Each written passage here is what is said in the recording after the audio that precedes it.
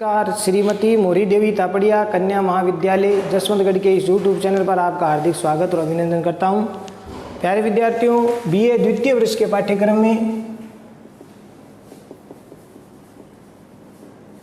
आपका जो प्रथम प्रश्न पत्र है रीतिकालीन काव्य, उसमें बिहारी सतसई से हम संकलित जो बिहारी जी के दोहे हैं, बिहारी के दोहे वो हम पढ़ रहे हैं। इनके कई पद हम पढ़ चुके हैं। आज जो है इन पदों को हम लेते हैं अब आगे कि जिन दिन देखे वे कुसुम गई सूबीती बहार, अब अली रही गुलाब में अपत कंटीली डार। तो प्यारे विद्यार्थियों, इस पद में बिहारी जी ने जो गलित यौवना नायिका है, अर्थात जो जिसकी उम्र थोड़ी बड़ी हो चुकी है और यौवन क्षीण हो चुका है, उसमें जो नायक है उसको देखता है, तो उसको देख करके वो किस प्रकार का भाव इसमें व्यक्त किया गया है। तो इसमें एक भ्रमर की उपमा उसमें दी गई है कि जिन देखे मैंने जिस दिन से देखे वे कुसुम, कुसुम मैंने फूल, सुंदर फूल, गई सु मैंने वह, बीती मैंने बीत गई, बहार मैंने सुंदर ऋतु, सुंदर बसंत ऋतु है वो बीत गई, सुंदर बसंत ऋतु है वो अब बीत चुकी है। अब अली, अली मैंने भ्रमर भंवरा, गुलाब में यानी इस गुलाब पौधे में अब समस्त फूल है वो झड़ गए, अब नहीं रहे। अपत कंटीली डार, अब बिना पत्ते या पत्तों से रहित कंटीली डालियां ही रह चुकी हैं, कंटीली डाली वो रह चुकी है। तो ये भाव इसमें व्यक्त किया गया है। तो प्यारे विद्यार्थियों, अब इसको देखिए अर्थ सही से नायक है वो कहता है कि अरे भ्रमर, जब इस गुलाब के पौधे पर तुमने वे सुंदर फूल देखे थे, जिन देखे वे कुसुम, कुसुम न फूल, जिस समय हे भंवरे, उपमा दिए यहाँ पर, हे भंवरे, जिस समय तूने ये गुलाब के फूल वो देखे थे जिस ऋतु में, उस समय बसंत थी। जिस दिन तूने ये फूल देखे थे उस समय सुंदर ऋतु थी, बसंत ऋतु थी। अब वह ऋतु है वो गई सु बीती बहार, अब वो ऋतु या सुंदर जो बहार थी वो सब अब बीत चुकी है। अब अली रही गुलाब में है भंवरे, अब तो केवल इस गुलाब के पौधे में कांटों की जो डालियां हैं वो ही शेष रही है, केवल कांटों की डालियां ही अब शेष रही है। फूल है वो जड़ गए हैं और केवल फूल पत्तियां वो जड़ गई है, केवल कांटों की डाल ही है वो रह गई है। तो इस प्रकार से वो बाहर बीत गई है। अब गुलाब के पौधों में केवल पत्तों रहित कांटों से पूर्ण शाखाएं अब रह चुकी है। अब इसका अर्थ हम दूसरे अन्योक्ति के माध्यम से भी कह सकते हैं कि जैसे किसी की नष्ट संपत्ति है वो नष्ट हो गई है, वैभव संपदा नष्ट हो गई है।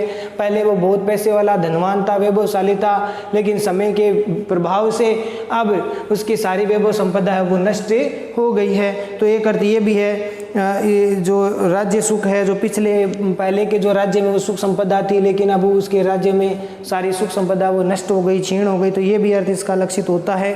दूसरा, आप इसमें ये जो बात करें अली का है, अली का मतलब भंवरा भी है। दूसरा अली के अर्थ में अगर दूसरा अर्थ हम ले सकते हैं कि लोभी व्यक्ति है, स्वार्थी व्यक्ति है। वो जो व्यक्ति है वो क्या करता है, लालची व्यक्ति है, वो व्यक्ति उसको मानना चाहिए। अली का मतलब यहाँ पर लालची व्यक्ति के लिए भी हम कह सकते हैं, जो केवल गुलाब यानी केवल अपने स्वार्थ की चीज़ों में ही जो रुचि लेता है, ठीक है, और जब तक उसको वो मिलता रहता है तब तक उसको उससे वो निकटता उसको रखता है। ये भी भाव इसमें व्यक्त हुआ है। साथ ही साथ एक भाव ये भी व्यक्त हुआ है, जैसे यौवन का आगमन करने वाली कोई नायिका है, यौवन का आगमन है, या धन वैभव है, धन वैभव का आना है, राज्य सुख का लाभ है, ये है जो हर कोई है उसमें आकर्षित होता है। जब तक उसमें व्यक्ति में ये धन यौवन आदि रहता है, धन संपदा रहती है, राज्य सुख रहता है, तब सब लोग है उसमें आकर्षित होते रहते हैं। लेकिन जैसे ही वो क्षीण हो जाते हैं वो सब मतलब मनोरम उस समय तो लगते हैं, लेकिन जैसे ही यौवन के चले जाने पर, धन के नष्ट हो जाने पर और जो राज्य है इत्यादि वो इनका क्षीण हो जाने, उनका वैभव संपदा नष्ट हो जाने पर अब आकर्षण वो नहीं रहता है, वो बात इसमें बताई गई है। ठीक है, और इस प्रकार से ये भाव आप इसमें लिख सकते हैं, किसमें, विशेष वाले बिंदु में लिख सकते हैं। और विशेष वाले बिंदु में आप और भी लिख सकते हैं, जैसे कुसुम की बात करें फूल की, तो इसका मतलब हो गया, फूल का मतलब कोमल जो यौवन है, अंग है, उनके बारे में हम कह सकते हैं। और साथ ही साथ बाहर का अर्थ हम जो है यौवन के प्रसार से ले सकते हैं, यानी कुसुम का अर्थ तो हम ले सकते हैं कोमल अंगों से, और बाहर का अर्थ हम ले सकते हैं आपके यौवन का प्रसार से, और यौवन के प्रसार से। और अपत कंटीली डार का अर्थ हम ले सकते हैं वृद्धावस्था, अपत कंटीली डार, इसका अर्थ हम ले सकते हैं। कहने का तात्पर्य यह जो प्रतीक रूप में बात कर सकते हैं कि वृद्धावस्था या उम्र का ढलना, ये अर्थ दुर्बलता, ये इसके अर्थ में हम ले सकते हैं। ठीक है, ये अपत कंटीली डार का अर्थ हम इस रूप में ले सकते हैं। ठीक है, तो ये जो है बूढ़ा हो जाना, वृद्धावस्था हो जाना, ये इसका प्रतीक रूप में अर्थ ले सकते हैं। यानी जब तक ये बाहर रहती है, यौवन आगमन रहता है, तब तक सब आकर्षित होते रहते हैं, धन आगमन होता है तब तक आकर्षित रहते हैं, राज्य का आगमन, राज्य में वैभव संपदा होती है तब तक सब आकर्षित होते हैं। जैसे ही उसकी समाप्ति होती है तो उसमें कोई आकर्षण नहीं रहता। तो ये इसमें बात कही गई है, गलिता यौवना के माध्यम से, गलित यौवन नायिका के माध्यम से इसमें बात कही गई है। तो आशा है आपको समझ में आ गया होगा। अनुप्रास है, श्लेष है, अन्युक्ति अलंकार का इसमें प्रयोग किया गया है। अनुप्रास अलंकार है, साथ ही साथ श्लेष अलंकार है, और अन्योक्ति तो है ही है, अन्य युक्ति के द्वारा बात कही गई। इसमें मैंने कहा है भंवरे के रूप में जो बात है, एक स्वार्थी व्यक्ति, लोभी व्यक्ति के लिए भी बात कही गई है। एक राज्य के सुख के लिए जो व्यक्ति है, अपना जो राजा है, जो राजा राज्य सुख का भाव है, वो भी इसमें भाव व्यक्त किया गया है। साथ ही साथ जो है कोई धनवान है, जो धनी, धन की आकांक्षा इच्छा रखता है, तो ये सब उसी के लिए, लोभी व्यक्ति, स्वार्थी व्यक्ति के लिए भी भाव इसमें व्यक्त किया गया है। तो ये आप इसमें लिख देंगे। ब्रज भाषा का प्रयोग किया गया है, दोहा छंद का प्रयोग है। अगला देखें, स्वार्थ सुकृतु न शर्म वृथा, देखी विहंग विचारी, बाज पराए पानी परी, तू पंछी नुने मारी, बिहारी तू पंछी नुने मारी। तो ये पद बहुत इंपॉर्टेंट है, कई बार परीक्षा में पूछा जाता है।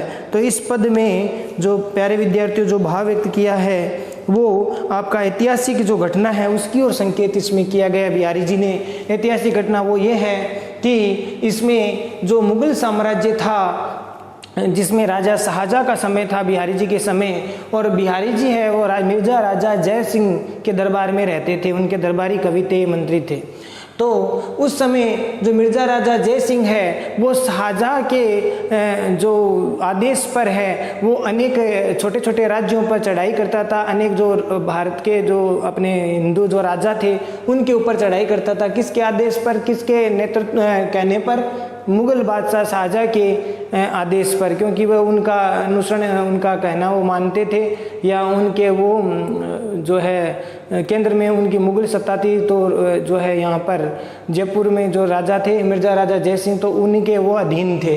तो इस प्रकार से वो उनकी सांठ गांठ थी। तो वो छोटे राजा हिंदू राजा थे, उनके वो उन पर चढ़ाई करते थे। तो ऐसे ही एक बार है वो मिर्जा राजा जय सिंह है शिवाजी महाराज को बंधक बनाने के लिए, उनको एक तरह से पकड़ने के लिए जैसे ही चढ़ाई करते हैं, आक्रमण करने के लिए जाते हैं, तो उस समय उनके कवि जो है बिहारी जी उनको एक तरह से अन्योक्ति के माध्यम से बात कहते हैं कि जो है, हे राजा मिर्जा राजा जय सिंह, ये जो तुम कार्य कर रहे हो शिवाजी महाराज को पकड़ने का, तो ये कार्य न तो इस कार्य से आपका कोई भला होने वाला है, न इससे कोई आपका स्वार्थ सिद्ध होगा, और आपका जो किया हुआ मेहनत है, प्रयास है, वो भी असफल रहेगा। उसको आपको कुछ मिलने वाला इससे नहीं है। जो लाभ होगा वो किसको होगा? मुगल साम्राज्य को होगा, शाहजहाँ को होगा। इसीलिए ऐसे श्रेष्ठ हिंदू राजाओं को इस प्रकार से आक्रमण करने के लिए तुम्हें नहीं जाना चाहिए। अन्योक्ति के माध्यम से बात कही गई है। तो बहुत इंपॉर्टेंट है ये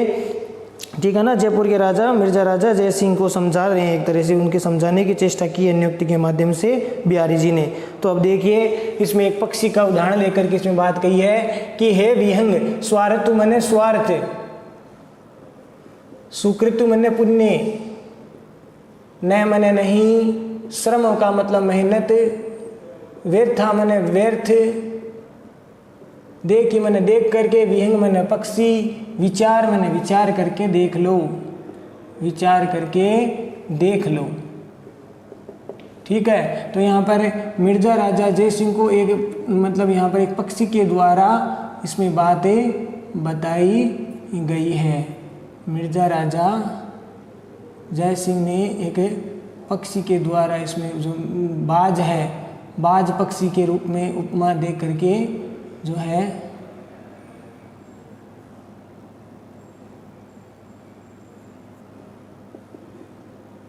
भाव व्यक्त किया है कि तुम छोटे छोटे इन पक्षियों को मत पकड़ो, इनको मत मारो। इन छोटे छोटे यह पक्षी है वो छोटे छोटे राजा है, हिंदू राजा, उनके लिए इसमें भाव व्यक्त हुआ है।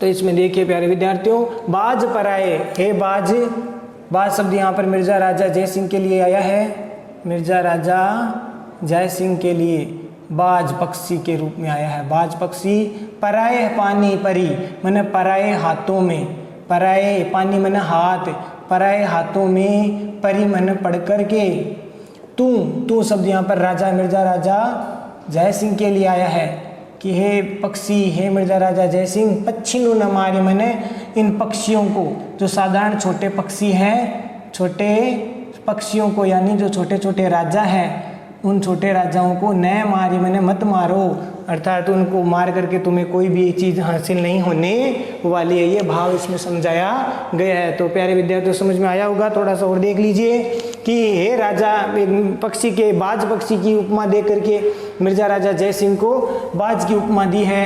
राजा मिर्जा राजा जय सिंह को एक बाज पक्षी की तरह बताया है कि तू शिकारी के हाथों में, शिकारी शब्द किसके लिए है, जो ये जो पराए पानी परी, पराए पानी मैंने शिकारी के हाथों में। अब शिकारी कौन है यहाँ पर, शाहजहाँ।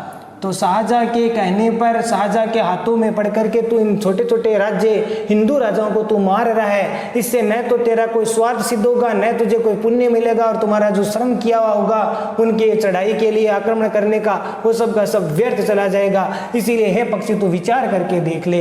तो प्यारे विद्यार्थियों समझ में आ गया होगा, हे पक्षी तू विचार करके देख देख ले कि तू, हे बाज पक्षी, तू पराए हाथों में पढ़ करके तू इन पक्षियों को मार रहा है। उससे न तो तेरा कोई स्वार्थ सिद्ध होगा, न तेरा कोई पुण्य, इससे तुझे पुण्य मिलेंगे, और तुम्हारा जो श्रम है, उस मेहनत है, वो सब की सब व्यर्थ में चली जाएगी। इसीलिए पक्षी तुम विचार करके देख ले। तो यहाँ पर मिर्जा राजा जय सिंह को बिहारी जी है वो समझा रहे हैं, अन्योक्ति के माध्यम से समझाने की चेष्टा की जा रही है इसमें। तो आशा है प्यारे विद्यार्थियों आपको समझ में आ गया होगा। बाज है वो मिर्जा राजा जय सिंह के लिए आया है, पराए पानी परी के लिए शब्द है वो शाहजहाँ के लिए आया है, वो या शिकारी के लिए आया है कि शिकारी के हाथों में पड़कर हे बाज पक्षी तू छोटे पक्षियों को मत मार, ये बात इसमें कही गई है। तो ये आपको समझ में आ गया होगा। और इसके साथ साथ अगर अलंकारों की बात करें तो अन्योक्ति अलंकार तो है ही है, ठीक है ना। इसमें बताया गया भी अन्योक्ति के द्वारा कि राजन आप मित्रता और निष्ठा के भाव में, आप शाहजहाँ के साथ में आपकी मित्रता है और आप उसमें बड़ी निष्ठा है, तो इस भावावेश में आकर के तू हिंदू राजाओं को जो मार रहा है ये अनर्थ कार्य तू मत कर। ये भाव इसमें व्यक्त किया गया है कि अपने कर्तव्य पर विचार करे तुझे क्या करना चाहिए, क्योंकि ये जो आक्रमण करने का काम तू कर रहा है उससे न तो तेरी स्वार्थी सिद्धि होगी, न तुझे कोई पुण्य मिलेगा, और श्रम तेरा व्यर्थ चला जाएगा। इसीलिए यहाँ पर नियुक्ति के द्वारा बात कही गई है। और साथ ही साथ हिंदू राजाओं पर तो क्यों आक्रमण कर रहा है, और अपना साम्राज्य विस्तार होगा तो वो किसका होगा। अगर तो हिंदू राजाओं को मारेगा तो जो साम्राज्य विस्तार होगा तो वो किसका होगा, ये तो मुगलों का साम्राज्य विस्तार होगा। तुम्हें इससे कुछ भी लेना मिलेगा इसमें नहीं, इसलिए तुम सोच विचार कर ले। तो ये राजा मिर्जा राजा जय सिंह को समझाया गया है। अलंकारों की बात करें तो इसमें आपके अतिशय अन्युक्ति अलंकार है, आपके जो है अनुप्रास अलंकार है, उपमा अलंकार है। तो अन्योक्ति अलंकार तो मुख्य रूप से है ही है, इसमें बाज पक्षी के द्वारा बात कही गई है, अनुप्रास है ही है, उपमा अलंकार है। तो ये अलंकार आप इसमें लिख देना। तो इसके साथ अब देखिए अगला पद आशा करता हूँ ये समझ में आ गया, बहुत महत्वपूर्ण है। अगला पद है वह नर की अरुणल नीर की गति के करी जोय, जय तो नीचो वे चले ते तो ऊंचो होय बिहारी, ते तो नी ऊंचो होय।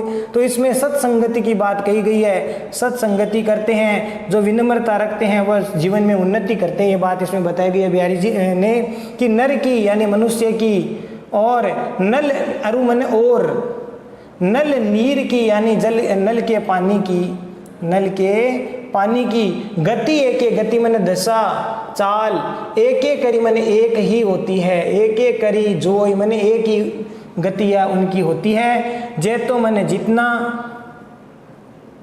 नीचे, नीचे शब्द में जितना, नीचे नीचे शब्द के दो अर्थ होंगे श्लेष है इसमें। नीचे मन निम्नता की ओर, नीचाई की ओर, नीचाई की ओर, और नीचे का अर्थ होता है विनम्र। दो अर्थ हो गया, मनुष्य के रूप में तो विनम्र हो गया और पानी के अर्थ में हो गया नीचाई के रूप में। चले हवे मन होकर के, चले मन चलता है, ते तो मन उतना, ऊंचो मन ऊंचा, ऊंचाई को, ठीक है। और ऊंचो का अर्थ एक हो गया मनुष्य के रूप में हो गया उन्नति को, प्रगति को, वो मन होता है, प्रगति करता है। तो देखिए इसमें बताया बिहारी जी ने कि नल के पानी की और नल के पानी की और आपके मनुष्य के विनम्रता की जो बात इसमें बताई गई है कि नल की, मनुष्य की और नल के पानी की गति है वो एक ही होती है, एक ही दशा उनकी होती है कि जितना नीचा पानी है वो जितने नीचाई से होकर के चलता है उतना ही ऊपर वो चढ़ता है। तेज तो ऊंचो है ऊंची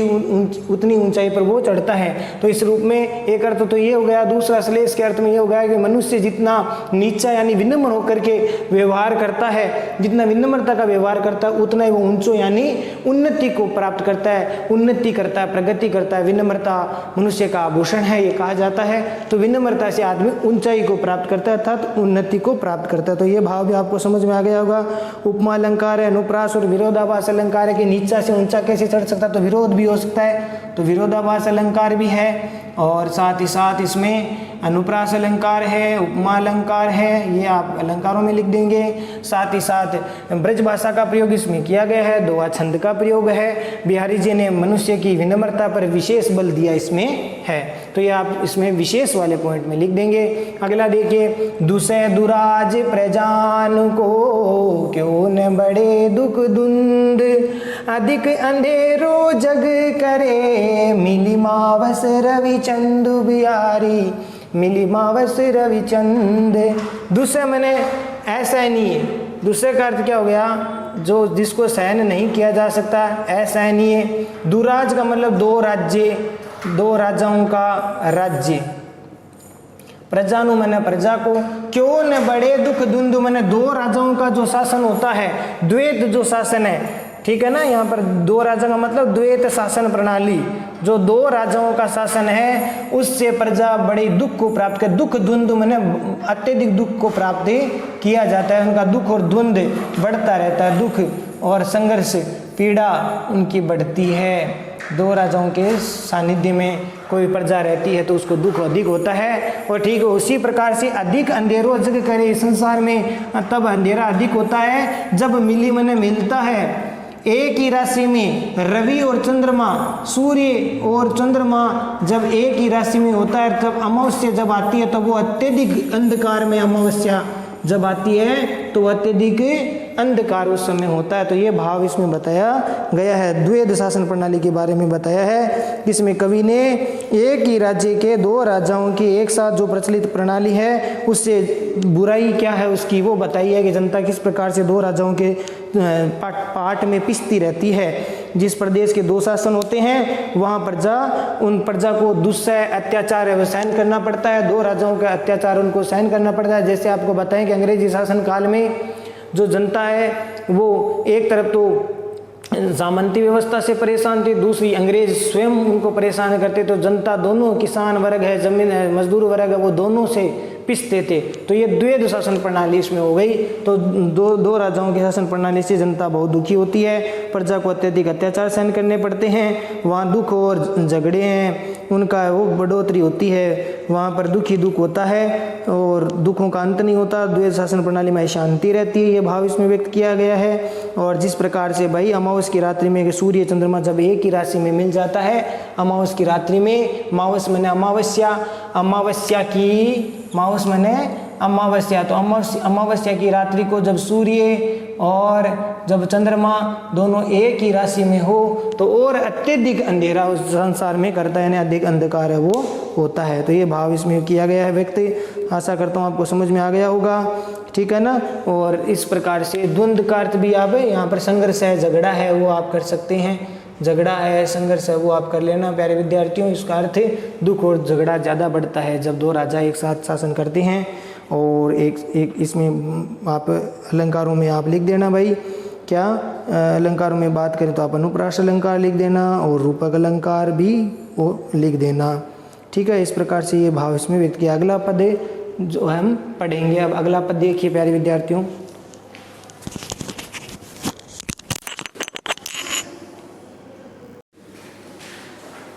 तो प्यारे विद्यार्थियों अगला जो पद है वो देखिए आपके इसमें 44 और 45 है जो इसमें देखिए, करो कुबत जगु कुटिलता तजो न दीन दयाल, दुखी होंगे सरल ही बसत त्रिभंगी लाल बिहारी, बसत त्रिभंगी लाल। तो इसमें देखिए प्यारे विद्यार्थियों कि इसमें लिखा है कि करो कुबत, इसमें जो भाव व्यक्त किया है कि बिहारी जी ने अपने आराध्य देव इष्ट देव जो श्री कृष्ण जी हैं उन पर जो है उनकी भक्ति भावना इसमें व्यक्त की गई है कि मैं तो पाप कर्म में लगातार लगा हुआ रहता हूँ, और जब मैं पाप कर्मों में लगा हुआ रहता हूँ तो मेरा हृदय सरल नहीं हो सकता। अगर मैं पाप कर्म करता ही रहता हूँ तो सरल हृदय नहीं हो सकता, और जब अगर सरल हृदय हो गया तो आप जो त्रिभंगी आपकी जो मुद्रा है, आप जो 3 अंगों से जब बांसुरी बजाते हो, 3 अंगों से जब आप टेढ़े हो जाते हो तो वो मेरे सरल हृदय में कैसे समाहित होंगे। तो ये भाव इसमें व्यक्त किया गया है। तो प्यारे विद्यार्थियों देखिए आगे कि करो मैंने कीजिए, कुबत मैंने कुबात बुरी बात करता हूँ, जगू मैंने संसार में, कुटिलता मैंने बुराई नीचता, तजो मैंने छोड़ता हूँ, त्यागता न मैंने नहीं, दीन दयाल मैंने हे दिनों पर दया करने वाले भगवान।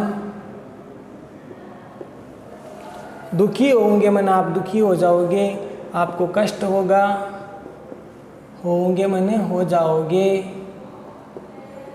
सरल हृदय मन आपका जो सरल हृदय है, कोमल हृदय है, मन है, बसत मन निवास कैसे करोगे। त्रिभंगी लाल 3 जगहों से टेढ़े, 3 जगहों से टेढ़ी मुद्रा वाले, ठीक है ना। मुद्रा वाले वो कौन से हो गए, जो श्री कृष्ण हैं। जब बांसुरी बजाते हैं तो यूं, बांसुरी शॉर्ट में थोड़ा सा बता रहा हूँ इसे समझाने के लिए कि जो श्री कृष्ण जी है वो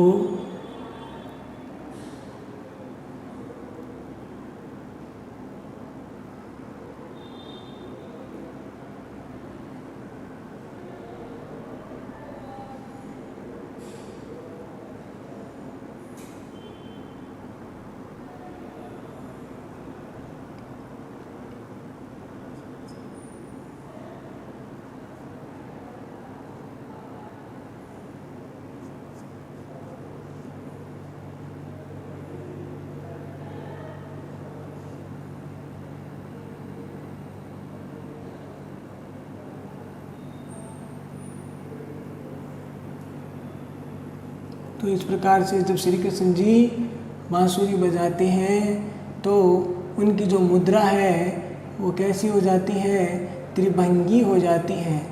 त्रिभंगी मुद्रा वाले जो श्री कृष्ण जी हैं वो मेरे इस सरल हृदय में कैसे निवास करेंगे। तो देखिए बिहारी जी अपने आराध्य को लक्ष्य करके कहते हैं कि हे मेरे ईश्वर, हे मेरे दीनदयाल, मैं हमेशा इस संसार में कुबातें, बुरी बातें करता रहता हूँ, नीचता और बुराई का कार्य है वो करता रहता हूँ, नीचता और बुराई का कार्य करता रहता हूँ, और इसलिए मैं उनको भी छोड़ भी नहीं सकता था। जो न दीनदयाल है, दीनदयाल दया करने, दिनों पर दया करने वाले भगवान, मैं उनको त्याग नहीं कर सकता, उनको छोड़ नहीं सकता, क्योंकि अगर मैं उनको छोड़ दूंगा तो फिर मेरा हृदय क्या हो जाएगा, सरल हो जाएगा, सीधा हो जाएगा। तो मेरा मन सीधा सरल हो जाएगा तो फिर आपको ही कष्ट होगा, दुखी होगे, मैंने आपको कष्ट होगा, आप दुखी होगे। कैसे? क्योंकि आप ठहरे त्रिभंगी लाल, अर्थात 3 जगहों से टेढ़े, तो आप मेरे सरल हृदय में, मन में कैसे निवासित करोगे। कहने का तात्पर्य है कि जो सीधी वस्तु है उसमें टेढ़ी वस्तु कैसे जाएगी। तो ये भाव इसमें कहने का तात्पर्य, ये भाव इसमें बताया है कि अगर मैं ये कुटिलता छोड़ दूंगा, जो जीव मैं संसार में बुरा कार्य करता रहता हूँ, ये कुटिलता मैं नहीं छोड़ सकता। अगर मैं इनको छोड़ दूंगा तो मेरा हृदय क्या हो जाएगा, सरल और सीधा हो जाएगा, और सरल और सीधा हो जाएगा तो आपको ही दुख होगा, क्योंकि आप मेरे इस मन में निवास कैसे करोगे, क्योंकि आप ठहरे त्रिभंगी लाल, आप 3 जगहों से टेढ़े वक्र हो, टेढ़े हो, तो आप मेरे सरल मन में कैसे निवास करोगे।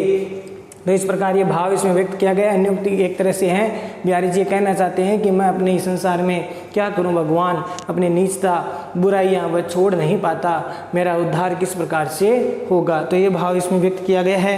प्यारे विद्यार्थियों, आशा करता हूँ ये समझ में आ गया होगा आपको। इसमें एक तरह से कवि की क्या है, वाक चातुर्यता दिखी गई है, ठीक है ना। क्योंकि त्रिभंगी लाल इसमें बताया, त्रिभंगी लाल आप मेरे सरल हृदय में कैसे निवासित करोगे भाई। जैसे कोई चीज़ सीधी है और उसमें कोई टेढ़ी चीज़ है, उसके अंदर कैसे जाएगी, क्योंकि ये सीधी है तो सीधी उसके अंदर टेढ़ी चीज़ नहीं जाएगी। ये भाव है इसमें व्यक्त करना चाहिए कि मैं बुराई नहीं छोड़ सकता, क्या करूं भगवान, मैं किस प्रकार से इन बुराइयों से दूर होऊंगा, ये मूल भाव कहना चाहते हैं। तो एक तरह से कवि की यहाँ पर वाक चातुर्यता देखते ही बनती है। कृष्ण जब बांसुरी बजाते हैं तो उस समय वो क्या हो जाते हैं, ऐसे टेढ़े हो जाते हैं। कृष्ण जब बांसुरी बजाते हैं तो टेढ़े हो जाते हैं, ठीक है। ये हो गया कदम की डाल के पेड़ के पास में जब श्री कृष्ण जी बांसुरी बजाते हैं तो त्रिभंगी मुद्रा उनकी होती है। तो ये भाव इसमें व्यक्त किया गया। त्रिभंगी उनकी शरीर है, उनका टीढ़ा हो जाता है। तो कवि ने अपने जो आराध्य है उसको, अपना आराध्य को, कृष्ण जी की यही छवि है वो प्यारी लगती है। कृष्ण जी को यही, अपने बिहारी जी को यही कृष्ण जी की छवि प्यारी लगती है, टेढ़ी मुद्रा बांसुरी बजाती हुई। तो त्रिभंगी वस्तु का प्रवेश वो सिद्धि वस्तु में, यानी जो कुटिल वस्तु है उसमें, सरल चीज़ में नहीं उसमें प्रवेश हो सकता। तो ये बात इसमें किया गया। अगला देखिए, पद और अलंकारों की बात करें तो इसमें आपके समासोक्ति अलंकार का प्रयोग किया गया, अनुप्रास अलंकार का प्रयोग है। समासोक्ति भाव इसमें व्यक्त किया गया तो समासोक्ति अलंकार है, समास के द्वारा उक्ति बात कही गई है। टेढ़े में, सरल हृदय में टेढ़े भगवान कैसे निवासित होंगे, तो समास की बात कही गई है। साथ ही साथ अनुप्रास अलंकार का प्रयोग इसमें किया गया है। प्यारे विद्यार्थियों, समझ में आ गया होगा। अगला पद देखिए, नहीं पाव सुरी तुराज ये तजी तरवर चित भूल, अब तु भय बिनु पाइए, क्यों न बदल फल फूल बिहारी, क्यों न बदल फल फूल। तो प्यारे विद्यार्थियों, बिहारी जी इसमें ये कह रहे हैं कि इस संसार में कोई जो राजा है या कोई विशिष्ट व्यक्ति है, उससे अगर कोई साधारण व्यक्ति है उससे तो कोई मांगते हैं तो वो दे सकता है, लेकिन जो विशिष्ट व्यक्ति या कोई राजा जैसा व्यक्ति है, साधारण व्यक्ति है, अगर उससे कोई वस्तु मांगे जाए तो उसके लिए हमें अपनी मर्यादा का, इस प्रकार का भाव में छोड़ना पड़ता है, हमें उनके सामने झुकना पड़ता है। ये भाव इसमें बताया गया है कि नहीं मैंने नहीं, पावसु मैंने वर्षा ऋतु, ऋतुराज मैंने वसंत, ऋतुराज का अर्थ होता है बसंत ऋतु, यह मैंने यह, तजी मैंने छोड़ करके, छोड़ने पर, तरवर मैंने वृक्ष या पेड़, चित भूली मैंने अपने मन में मत भूलो, मन में भ्रम है, मन का जो भ्रम है, तुम्हारे मन का क्या है, भ्रम है। अपतु मैंने बिना पत्ते, 3 अर्थ हो गए इसके, बिना पत्तों के यानी पत्तों रहित, और इसके साथ हो गया निर्लज भी हो सकता है इसका अर्थ, निर्लज हुए बिना, और अपनी मर्यादाहीन अर्थ इसका हो सकता है। पतु भय मन होने पर, होए बगैर, होए बिनु मन बिना, बिना होए, पाइए मैंने प्राप्त करते हैं, क्यों मैंने क्यों, नव दल मैंने नए, दल मैंने पत्ते, फल फूल, ठीक है ना, फल और फूल। तो यहाँ पर पहले पत्ते आ गए, फिर फल आया, फिर फूल आया, तो यहाँ पर दुष्कर्मत्व दोष भी है, ध्यान रखना प्यारे विद्यार्थियों, ये आप उसमें लिख सकते हो क्योंकि क्रम भंग हो गया। यहाँ पर दुष्कर्मत्व पहले पत्ते फिर फल आ गया, फिर फूल आ गया, जबकि आना क्या चाहिए था, पहले पत्ते फूल फिर फल आना चाहिए था, क्रम भंग हो गया, तो पहले फूल आ गया, तो यहाँ पर क्रम भंग हो गया, दुष्कर्मत्व दोष भी है। तो अब इसका अर्थ देखिए कि कोई इसमें बिहारी जी है वो अन्योक्ति के माध्यम से बात कर रहे हैं कि ये वृक्ष ये कोई वर्षा ऋतु नहीं है, नहीं पावस ऋतु राज्य तजी तरवर्चित भूलिए। वृक्ष को संबोधित करते हुए अन्योक्ति के माध्यम से करें, ये वृक्ष तू ये मत भूल, ये जो वर्षा ऋतु नहीं है, ये ऋतुराज बसंत ऋतु है। ये अपने मन में तू भ्रमित मत हो कि ये वर्षा ऋतु है, ये बसंत ऋतु है, क्योंकि बसंत ऋतु में है तो इसलिए बसंत ऋतु में क्या होता है, पेड़ों से पत्ते झड़ जाते हैं। इसलिए तू अपने मन में मन का भ्रम है वो उसमें मत रख, या मन की भूल है तुम्हारी कि तू इसको क्या समझ रहा है, बस वर्षा ऋतु समझ रहा है, जबकि ये है क्या, बसंत ऋतु, यानी पावस को तुम ऋतुराज समझ रहे हो। ये मन की तुम्हारी भ्रांति है, इसको तुम छोड़ दो। तुझे पहले अपने पत्ते रहित होना पड़ेगा। अपतु भय बिनु पाए क्यों न उदल, यानी हे वृक्ष तुझे पहले अपने पुराने पत्तों को क्या करना पड़ेगा, छोड़ना पड़ेगा, क्योंकि बसंत ऋतु है, वर्षा ऋतु नहीं है कि नए नए पत्ते उगेंगे, नए पेड़ पौधे उगेंगे। ये बसंत ऋतु तो पहले तुझे नए पुराने पत्ते पीले पत्ते छोड़ने पड़ेंगे। अपतु भय बिनु पाइए, यानी बिना पत्ते बिना निर्लज हुए मर्यादाहीन हुए तुझे नए पत्ते नए फल फूल है वो प्राप्त नहीं होंगे। एक अर्थ तो ये हो गया वृक्ष के रूप में। दूसरा अर्थ ये हो गया कि कोई राजा महाराजा है, कोई असाधारण व्यक्ति है, उसके सामने कोई याचक बन करके जाता है, उसे कुछ लेना हो, कुछ मांगना हो, तो उसके लिए व्यक्ति को मर्यादाहीन निर्लज होना पड़ता है। फिर उसको कोई अपना लाभ है वो प्राप्त होता है। फल फूल का मतलब यहाँ पर उसको कोई लाभ की वस्तु है उसको प्राप्ति होती है, ठीक है ना। साधारण व्यक्ति तो मान लीजिए वो चीज़ दे देता है, लेकिन असाधारण व्यक्ति के पास, कोई राजा महाराजा विशिष्ट व्यक्ति के पास मांगते हैं तो उस समय हमें निर्लज मर्यादाहीन भी होना पड़ सकता है, यानी पढ़ना पड़ता है, उनके सामने गिड़गिड़ाना पड़ता है, निम्नता उनके सामने रखनी पड़ती है अपनी। ये बात इसमें बताना की कोशिश की है। इसीलिए यहाँ पर वृक्ष का उदाहरण दिया है नियुक्त के द्वारा कि तुझे पत्ते रहित होने पर हुए बिना वृक्ष, तुझे पुराने पत्ते जो पीले पत्ते हैं उनको गिराए बिना नए पत्ते फल फूल तुझे कैसे मिल सकते हैं, ये बात इसमें बताई गई है। कवि इसमें यह भी भाव व्यक्त किया है प्यारे विद्यार्थियों कि सामान्य व्यक्ति से किसी वस्तु की याचना करने पर उसकी प्राप्ति सरलता से संभव हो सकती है, लेकिन राजा या कोई असाधारण व्यक्ति, कोई विशिष्ट व्यक्ति है, उनसे कुछ मांगने के लिए, या विशेष वाले पॉइंट में लिख लेंगे कि कोई राजा है, कोई असाधारण विशिष्ट व्यक्ति, उससे कुछ पाने की लालसा में हमें अवश्य ही मर्यादाओं का त्याग करना पड़ सकता है। साथ ही साथ उसके लिए निर्लजता हमें करनी पड़ सकती है। तो प्यारे विद्यार्थियों हमें कष्ट उठाने पड़ते हैं। प्यारे विद्यार्थियों आज के लिए बस इतना ही, और शेष बिहारी जी के अगले पद हम अगले वीडियो में, बिहारी जी के जो आज है वो पूरे पाठ आपका हो चुका है, पूरे 2 है वो आपकी व्याख्या हो चुकी है, 45 2 हैं आपके इस पाठ्यक्रम में आपके दूसरे पाठ में। तो आज के लिए बस इतना ही है। इन 2 की व्याख्या पुनः इनको वीडियो को देख करके आप ठीक से पढ़ेंगे, याद करेंगे, ठीक है। और साथ ही साथ इस चैनल को ज़्यादा ज़्यादा लाइक शेयर और सब्सक्राइब करते रहो। जय भारत, जय हिंदी।